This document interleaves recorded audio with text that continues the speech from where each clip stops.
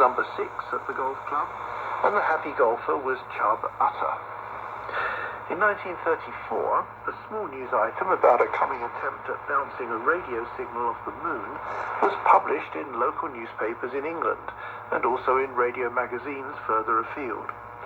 This moon bounce radio experiment was intended, the news item stated, to discover whether it was possible to relay radio signals from one part of planet Earth to another part of planet Earth via the moon.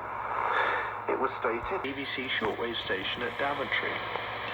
Mobile receiving equipment was installed in an ambulance that was modified for the occasion, and it was stationed in an isolated farming location some 5 miles from the BBC shortwave station at Daventry.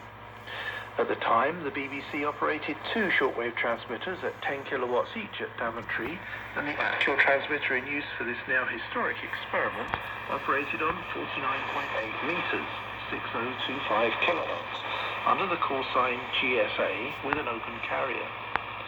So secretive was this Daventry experiment that there were only 3 people on the ground who witnessed the event, and the pilot in the plane above was unaware of the purpose for his strange flight pattern that day until many years later.